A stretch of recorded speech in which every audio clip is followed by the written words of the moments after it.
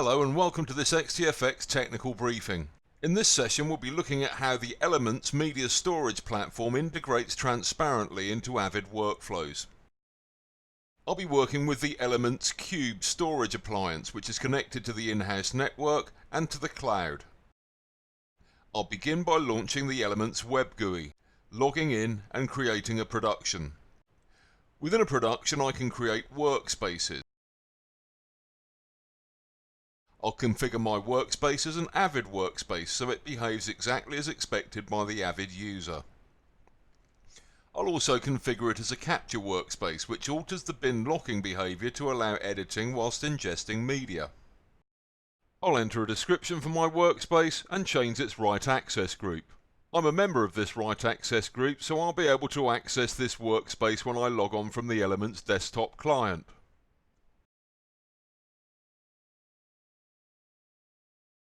Now I'll open the Elements client on the Avid host, check the workspace I've created, and it now appears as a drive in my browser. Note how when I view the properties for the workspace drive, its file system is listed as AvidFS. Now I'll open Avid Media Composer. I'll create an external project and store it on the workspace I created on the Elements storage. Note how the green bin locking icon appears in my project bin, indicating that I have exclusive write access from this host. The host name for my machine is listed next to any open bins to indicate that they're locked by my machine. When I close a bin, the host name disappears, indicating that the bin is now available to be accessed by another Avid user on the network.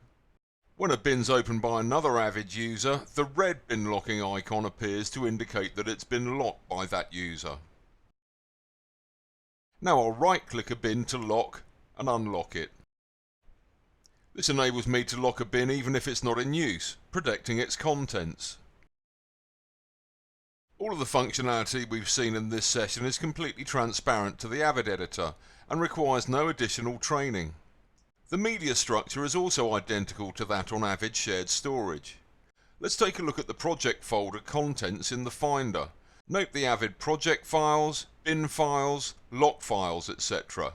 There are no Avid media files yet, as I haven't created any in this project. I'll create a title clip, store it in the bin, and re-examine my folder structure. The clip is stored in a numbered subfolder of Avid media files as normal on the Elements storage. Note the hostname prefix, which ensures that each host has its own unique media files folder in order to avoid conflicts.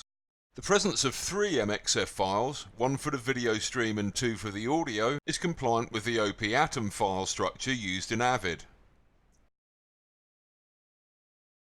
Note how this behavior also applies when I import a plain XDCAM file to my project. The multiple OP-Atom files in the project folder are then combined as a single clip in Avid.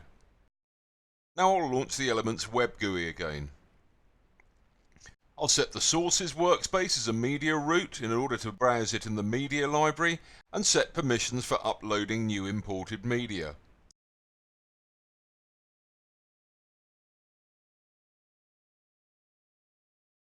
When I scan the folder, note how the Avid media files folder and file structure are mirrored here with the multiple OP-Atom streams displayed as a single media file.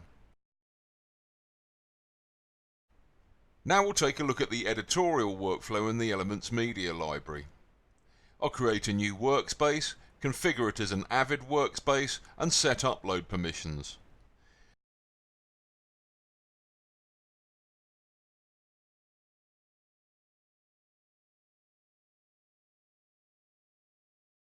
Now I can drag new media files into my workspace from the OS file browser as required.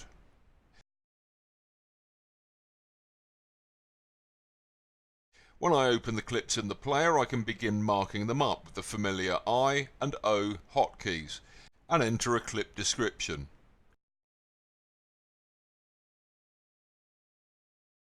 I'll repeat the process to mark up the next 2 clips, and here I'll set a marker with comments and a visual annotation.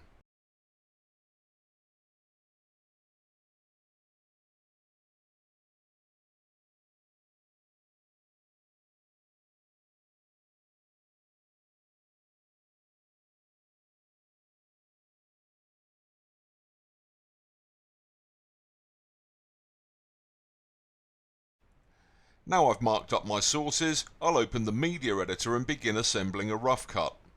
I'll select Add All to import all of the clips at once. I can now begin gesturally arranging the cuts as required, review my rough cut and export an XML for downstream conform.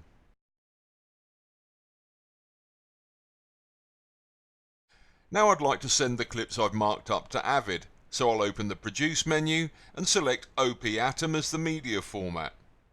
Now I'll point to the media files folder I want to populate and hit the Produce button to write the media files.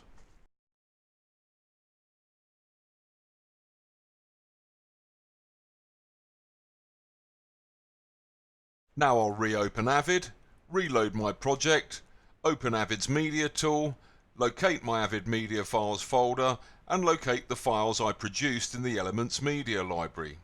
Now I'll drag them into my bin. The media files were produced sequentially by the Elements media editor, so I can select and drag them straight to my sequence in order to recreate the rough cut, or I could conform them with an XML. Finally, I'll select a shot with a marker and a comment created in the Elements media editor. During this session, we've seen how Elements Storage provides transparent integration with Avid workflows, bringing additional media management and editorial functionalities to the mix. For further information, or to arrange a demo or a trial of Elements Media Storage solutions, contact the team at sales@xtfx.co.uk.